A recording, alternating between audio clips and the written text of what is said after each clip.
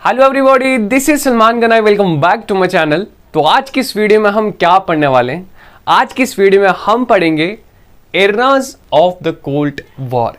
Yes, देखिए अभी तक हमने प्रीवियस वीडियोस में, प्रीवियस लेक्चर्स में जितने भी चीज़ें पढ़ी समझी, वहाँ से हम समराइज कर सकते हैं कि कोल्ड वॉर वाला जो टाइम पीरियड था ना, उसमें what we can say practical war नहीं हुआ था, right, but situations, war like situations develop थी। अब हमें ये चीज़ कैसे पता लगती है?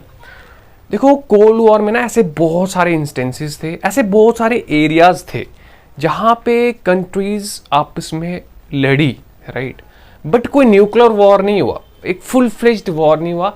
और जब वो लड़ी ना, वो छोटी मोटी लड़ाई होती हैं और वहाँ से टेंशन्स इमर्ज होती हैं और सिचुएशंस, वट जो हम बोलते हैं ना वॉर लाइक सिचुएशन, तो वो चीज़ डेवलप थी। और ऐसे भी एरियाज थे जहाँ पे ये जो वॉर थी ना, वॉर जैसे वॉर लाइक सिचुएशन, ये डेवलप थी ऐसे कुछ एरियाज में, जिसकी वजह से हम बोल सकते हैं कि cold war was like a war like situation. और nuclear war, we can not say cold war as nuclear war, right. तो ऐसे कौन से एरियाज थे जहाँ पे वॉर लाइक सिचुएशंस डेवलप थी, उन चीज़ों के बारे में हम इस टॉपिक में पढ़ेंगे, समझेंगे। और हम ये देखेंगे उन एरियाज में जो वॉर लाइक सिचुएशंस डेवलप थी ना, उसके बाद उसका जो आउटकम क्या निकलता है, रिजल्ट्स क्या रहते हैं, ह्यूमन काइंड पे क्या अफेक्ट पड़ता है, उसके बाद जो उनके बीच में टेंशन्स इमर्ज थी, डेवलप थी, उनको मीडिएट किसने करवाया, उनको रिड्यूस किसने करवाया, किन कंट्रीज़ ने हेल्प करी, हम पढ़ेंगे नॉन अलाइंड कंट्रीज़ के बारे में आगे आगे। तो देखिए, चलिए टॉपिक को समझने की कोशिश करते हैं, राइट। सबसे पहले हम टॉपिक को समझने की कोशिश करेंगे। Arenas of the cold war. What is arenas? Arenas को आप एरियाज बोल सकते हो, राइट, और इसका मतलब ही एरियाज होता है। Areas of the cold war, ऐसे एरियाज जहां पे कोल्ड वॉर पीक पे थी, राइट, ऐसे एरियाज जहां पे वॉर लाइक सिचुएशंस डेवलप थी, ऐसे एरियाज के बारे में हम इस टॉपिक में पढ़ने जा रहे हैं। और करते हैं हम स्टार्ट पहली लाइन से। The arenas of the Cold War refers to the areas where crisis and war occurred or threatened to occur between the allied system, but did not cross certain limits. Yes. Arenas of the Cold War का मतलब ऐसे areas जहाँ पे war हो गई countries के बीच, like USA and USR है, उनकी टीम्स में जो मेंबर्स हैं उनके बीच लड़ाई हो जाती है, राइट। ऐसे एरियाज जहाँ पे यूएसए भी आ जाता है इंटरवीन करने, यूएसआर भी आ जाता है इंटरवीन करने। ऐसे कौन कौन से एरियाज थे? और ऐसे एरियाज जहाँ पे वॉर लाइक सिचुएशंस क्रिएट हो गई थी, उनको हम areas of the cold war कहते हैं। और अगर कंट्रीज अपने आप को ना रोकती उन एरियाज में, उन क्राइसिस में, तो शायद न्यूक्लियर वॉर होता और दुनिया ही नहीं रहती फिर। उसके बाद the Cuban missile crisis was only one of the several crises that occurred during the Cold War. Yes. तो क्यूबा एक ऐसा एरिया है, राइट, जहाँ पे मिसाइल क्राइसिस होता है और वहाँ पे वॉर जैसी जो सिचुएशन है वो डेवलप्ड हो जाती है। किस किस के बीच? USSR and USA, right. तो we can see the Cuba was one of the main area of the cold war, right. और इसके बगैर भी क्या क्यूबा ही एरिया था, या इसके बगैर भी कुछ एरियाज थे जहाँ पे कंट्रीज आपस में लड़ भिड़ने को स्टार्ट हो गई थी? हाँ, और भी बहुत सारे एरियाज थे। चलिए उनके बारे में समझने की कोशिश करते हैं। The two super powers were poised का मतलब होता है ready for action. The two super powers were ready for taking actions for direct confrontations in Korea. किस टाइम पीरियड में? 1950 टू 1953, बर्लिन में 1958 टू लेके 1962 में जो टाइम पीरियड रहा उसमें, और the Congo 1960s, early 1960s में, राइट।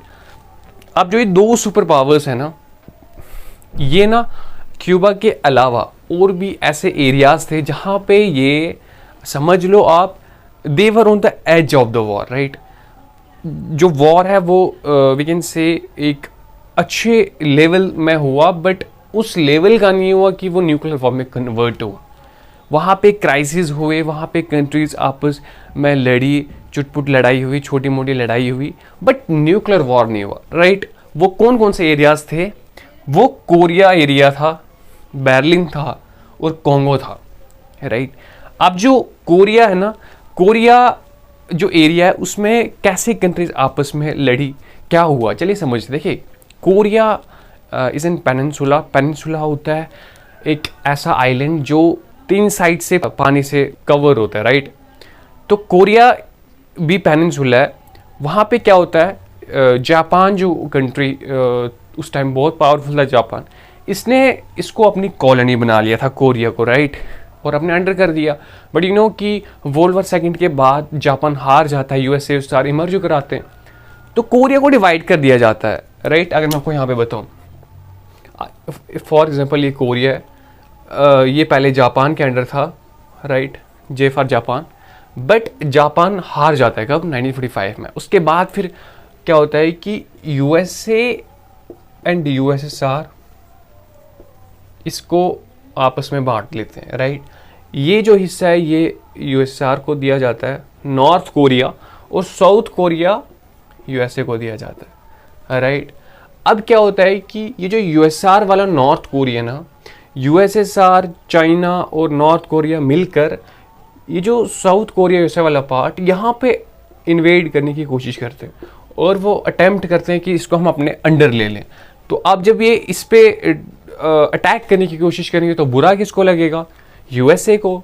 तो यूएसए फिर डायरेक्ट कन्फ्रंटेशन के लिए रेडी हो गया था। इन्होंने यूएसआर की जो आर्मी है, और चाइना भी इसमें सपोर्ट कर रहा था, उनको यहाँ से बाहर निकलवा दिया, राइट।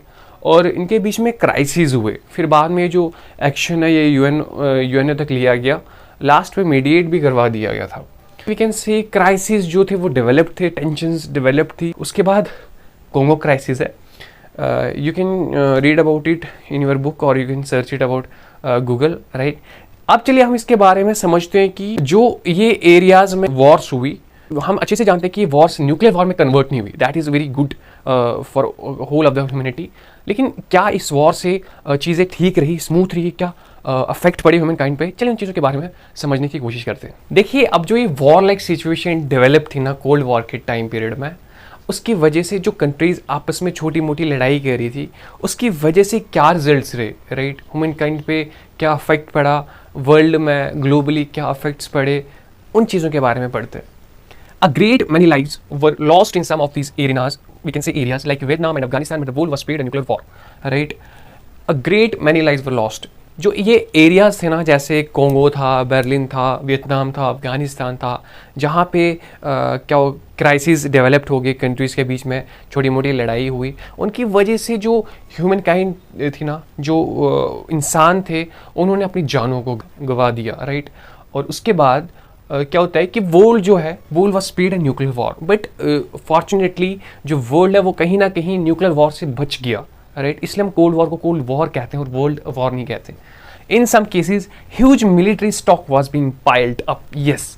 और बहुत सारी एरियाज में, मेनली हम बात करें ब्लॉक्स यूएसएसआर एंड यूएसए में, वहाँ पे मिलिट्री स्टॉक है ना, उसको पाइल अप किया जा रहा था, राइट। और हम ये पढ़ते हैं कि उन जो एरियाज, वो जो areas of the cold war था ना, वहाँ पे वेपन्स का यूज़ भी किया गया था in limited level. In some cases, diplomatic communication between the superpowers could not be sustained and contributed to the understanding. अब कहीं ना कहीं diplomatic communications meetings भी होती थी यूएसएसआर एंड यूएसए के बीच, बट कहीं ना कहीं मिसअंडरस्टैंडिंग के चलते कंट्रीज अपने आप को रिस्ट्रेट नहीं कर सकती थी, अपने आप को रोक नहीं सकती थी छोटी मोटी लड़ाइयों से। वो लड़ाइयाँ फिर भी, वो राइवलरी फिर भी कंटिन्यू थी, राइट। चलिए आगे बढ़ते हैं। अब देखिए, कोल्ड वॉर वाले टाइम पीरियड में इन एरियाज में जो वर्ल्ड वॉर कॉन्फ्लिक्ट्स बने हुए थे ना, इनको कहीं ना कहीं थर्ड वर्ल्ड कंट्रीज ने इनको रिड्यूस करने में काफ़ी हद तक हेल्प करी। Sometimes countries outside the two blocks, for example the non aligned countries, जो मैं आपको भी बोल रहा था, played a role in reducing cold war conflicts, yes. देखिए, जो countries outside of the blocks थी ना, जिन्होंने ना यूएसए को ज्वाइन किया था, ना यूएसएसआर को, जिनको हम नॉन अलाइन्ड कंट्रीज कहते हैं, और जो जिनमें इंडिया भी था, उन्होंने कहीं ना कहीं इन कॉन्फ्लिक्ट्स को रिड्यूस और मीडिएट करवाने की कोशिश करी, right. Nehru mediated Korean crisis. देखिए, Nehru was a founding member of what we can say non aligned countries. इन्होंने अपनी साइड से मदद करी जो कोरिया में क्राइसिस डेवलप थे ना, उन क्राइसिस को रिड्यूस करने में, उन क्राइसिस को कहीं ना कहीं इरेडिकेट करने में नेहरू का एक बहुत बड़ा हाथ था, एक बहुत बड़ा रोल था। UN secretary general mediated Congo crisis, yes. UN secretary general नाम इनका हैमक्स जॉल करके था। इन यूएन सेक्रेटरी जनरल ने ना अपना रोल प्ले करा कॉन्गो क्राइसिस के जो क्राइसिस थे उनको मीडिएट करवाने में, एक बहुत अच्छी बात है। उसके बाद countries had realised that war must be avoided and must exercise restraint. Yes, देखिए अब कंट्रीज़ को ना कहीं ना कहीं रियलाइज़ होने लगा कि चलो ये जो छोटी मोटी लड़ाई हमारे बीच हो रही हैं, जो हमारे टीम मेंबर्स के बीच हो रही हैं, उनको होने दो, बट हमें क्या करना है कि हमें एक फुल फ्लेज्ड वॉर से, एक न्यूक्लियर वॉर से अपने आप को रोकना है। छोटी मोटी लड़ाई होती है, होने दो, लेकिन हमने अपने आप को न्यूक्लियर वॉर, एक बहुत बड़ी वॉर से अपने आप को बचाना है, और हमने अपने आप को लिमिटेड रखना है कि हम उस लेवल तक जाएं कि कंट्रीज़ फुल फ्लेज्ड वॉर के लिए रेडी हो जाए। Logic of restraint was increasingly evident. और उस टाइम जो लॉजिक ऑफ रिस्ट्रेंट है ना, कि हमने अपने आप को लिमिटेड रखना है, और हमने अपने आप को जो वर्ल्ड वॉर है, न्यूक्लियर वॉर है, अपने आप को रिस्ट्रेंट करके रखना है, तो वो लॉजिक कहीं ना कहीं हमें देखने को मिलता था। चलिए आगे बढ़ते हैं। अब देखिए, कोल्ड वॉर टाइम पीरियड में छोटी मोटी लड़ाई हो रही थी ना कंट्रीज़ के बीच में, इनकेस अगर ये टू मेन ब्लॉक्स नहीं लड़ रहे थे, बट इनके टीम के जो मेंबर्स थे, जो कंट्रीज वो लड़ रहे थे, तो उसकी वजह से क्या होता है कि कोल्ड वॉर टाइम पीरियड में जो उनके बीच में राइवलरी थी वो एंड नहीं होती, राइवलरी उनके बीच में कंटिन्यू रहती है। उसकी वजह से दोनों कंट्रीज वेपन्स है वो बनाने में लग जाती हैं, right. However, the Cold War did not eliminate rivalries between the two alliances. Mutual suspicions led them to arm themselves and constantly prepare for the war. Yes, cold war unfortunately कहीं ना कहीं राइवलरी को इन दो countries के बीच में and नहीं कर पाया, राइट। उसकी वजह से क्या होता है कि दोनों countries nuclear weapons in a very high amount prepare करना स्टार्ट हो जाती हैं, right. Huge stock of arms were considered necessary to prevent wars from taking place. Yes, again the logic of difference is shown here. क्या होता है कि दोनों countries को ये रियलाइज होता है कि वेपन्स क्रिएट करना, वेपन्स ह्यूज अमाउंट में होना is very necessary to prevent wars from taking place. इनको ये समझ आ रहा था कि अगर हमारे पास ज़्यादा अमाउंट में वेपन्स हैं तो वॉर से हम कहीं ना कहीं बच पाएंगे। कैसे कि अगर हमारे पास ज़्यादा वेपन्स हैं तो दूसरी कंट्रीज चुपचाप साइड पे चला जाएगी, राइट, और इस तरीके से वॉर कहीं ना कहीं होने से रुक जाएगी। The two sides understood that war might occur in spite of restraint. Yes, देखिए अभी तक हमने पढ़ा कंट्रीज ने रिस्ट्रेंट एक्सरसाइज किया। कैसे कि उन्होंने अपने आप को ये चीज़ समझाने की कोशिश करी कि हमने वॉर को होने से अपने आप को रोकना है, राइट। उसके लिए उन्होंने रिस्पॉन्सिबली बिहेव किया और रेशनली बिहेव करा, बट इनको फिर भी ये समझ आ रही थी that in spite of restraint war might occur. कैसे, इन सब स्टेप्स के बावजूद भी कंट्रीज कैसे वॉर में लड़ सकती हैं। The reasons are given here. Countries might misunderstand the intention of the other side. What if there is a nuclear accident? What if by mistake soldiers fired off nuclear weapon? देखिए, restraint और अच्छे अच्छे steps हम ले भी लेंगे, but फिर भी कहीं ना कहीं वॉर हो सकती है। कैसे, कंट्रीज़ को ये समझ आ रही थी अगर दूसरी कंट्री, इन केस अगर दूसरी कंट्री जो न्यूक्लियर एक्सपेरिमेंट है वो कर रही है और गलती से वेपन दूसरी कंट्री पर लॉन्च हो जाता है, और कंट्री जो दूसरी कंट्री वो उनके इंटेंशंस को मिसअंडरस्टैंड कर देगी, तो उससे क्या होगा कि दूसरी कंट्री भी रिटेलिएट करने की कोशिश करेगी और कहीं ना कहीं वॉर हो सकता है, right. This was the reason. और what if by mistake soldier fired of nuclear weapons, और क्या पता किसी सोल्जर ने इन केस जो न्यूक्लियर वेपन है वो किसी कंट्री पर लॉन्च कर दिया मिस्टेकनली या इंटेंशनली, तो तब क्या करेंगी कंट्रीज़। ऑब्वियसली बात है, दूसरी कंट्री रिटेलिएट करने की कोशिश करेगी। तो इस अमाउंट में अगर आर्म्स, इस अमाउंट में आपके पास अगर वेपन्स अवेलेबल है तो ये चीज़ रिस्की हो सकती है। तो इन कंट्रीज़ ने क्या सोचा, इन्होंने सोचा कि इन्होंने ये डिसाइड करा कि इस इतने अमाउंट में अगर हमारे पास आर्म्स हैं, न्यूक्लियर वेपन्स हैं, तो हमें कहीं ना कहीं उन न्यूक्लियर वेपन्स को कम करना चाहिए, राइट। क्योंकि अगर न्यूक्लियर वेपन्स हम क्रिएट करते जाएंगे उससे क्या होगा कि रिस्क बढ़ सकता है वॉर का।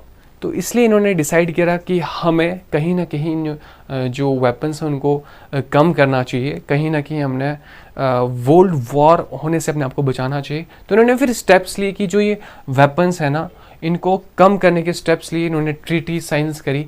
उनके बारे में चलिए पढ़ने की कोशिश करते हैं। बाद में जाकर ये जो दोनों कंट्रीज थे ना, यूएसए एंड यूएसआर, जिनके बीच में कन्फ्लिक्ट्स बहुत ज़्यादा डेवलप थे, उन्हें समझ में आता है कि अगर हम वेपन्स बनाने के ही पीछे लग गए तो वॉर के चांसेस बढ़ सकते हैं। तो इसलिए हमें क्या करना चाहिए, हमें वेपन्स को कहीं ना कहीं एलिमिनेट करना चाहिए, कहीं ना कहीं उन पर कंट्रोल करना चाहिए और कहीं ना कहीं हमें उन्हें लिमिट कर देना चाहिए, राइट। तो उन्होंने वो स्टेप्स लिए भी फिर। In time therefore the US and the USSR decided to collaborate in limiting and eliminating certain kind of nuclear weapons. क्या होता है कि यूएसए एंड यूएसआर ने डिसाइड किया कि हमें कोलैबोरेट करना चाहिए, कोलैबोरेट किस फील्ड में, कि हमें न्यूक्लियर वेपन्स को लिमिट करना चाहिए और उन्हें एलिमिनेट करना चाहिए, राइट। उसके बाद they decided that a stable balance of nuclear weapons could be maintain through arms control. Arms mean weapons, control mean उनको कंट्रोल करना चाहिए। तो कंट्रीज़ ने डिसाइड किया कि stable balance of nuclear weapons तभी क्रिएट किया जा सकता है जब कंट्रीज़ कहीं ना कहीं वेपन्स को कंट्रोल में रखे, लिमिट करे, एलिमिनेट करे, उनको कम करे, उनको रिड्यूस करे, उनको ज़्यादा व्हाट वी कैन से उनको ना बनाए और उनको लिमिट करे, राइट। और इसलिए उन्होंने बहुत सारी ट्रीटीज़ साइन करी जिनके थ्रू जो बहुत सारे वेपन्स हैं उनको रिड्यूस किया गया, लिमिट किया गया। Countries signed limited test ban treaty, nuclear non-proliferation treaty, and the anti-ballistic missile treaty. Yes, these were some of the treaties, and there were more treaties signed by these countries, which are described in the last page of your book, last page of this chapter.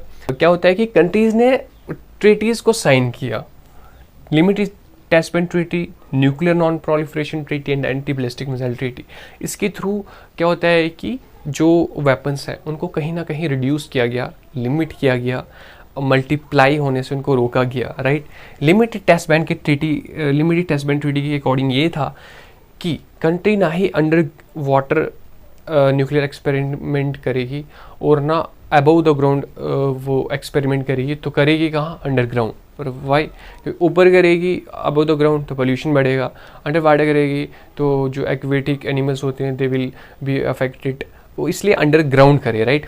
उसके बाद nuclear non proliferation treaty, इसके according ये था कि countries जिन countries के पास अभी तक weapons हैं वो हैं, राइट, उनको वो कुछ नहीं करेगी, बट अब वो क्या है कि वेपन्स बनाने से अपने आप को रोकेगी, राइट। तो ये ट्रीटी किसके लिए सूटेबल होगी, उन्हीं कंट्रीज़ के लिए जिनके पास ऑलरेडी वेपन्स थे।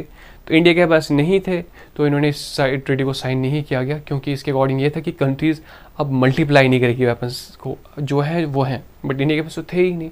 तो this was the main reason India did not sign this treaty and the anti ballistic missile treaty was signed.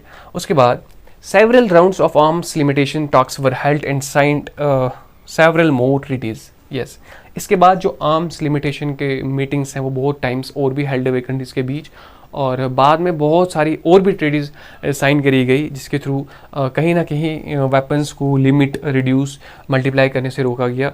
और वो सब ट्रीटीज़ अगर आपको पढ़नी है, आप जो लास्ट पेज है आपकी इस चैप्टर का, वहाँ पे देखिए, वहाँ पे ट्रीटीज़ के बारे में बताया गया हुआ, जिसके थ्रू कंट्रीज़ ने कहीं ना कहीं न्यूक्लियर वॉर होने से बचा दिया पूरे वर्ल्ड को, right. So these were some of the steps taken by the USA and USSR and their allies.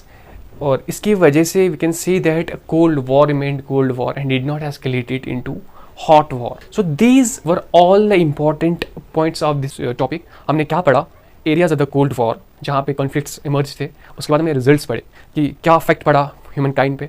उसके बाद हमने पढ़ा कि जो ये conflicts थे क्या वो बने रहे, नहीं, उनको बाद में मीडिएट करवाया गया नॉन अलाइंड कंट्रीज़ के थ्रू, यूएन के थ्रू, और बाद में जो ये कंट्रीज उन्होंने ये रियलाइज़ हुआ कि हमें वॉर को रोकना चाहिए, उसके लिए हमें आर्म्स को भी कंट्रोल में रखना चाहिए। सो बाद में ये स्टेप्स लेते हैं। So this was all about your topic. मिलते हैं दूसरी वीडियो में। Till then stay connected, keep learning. Thank you very much.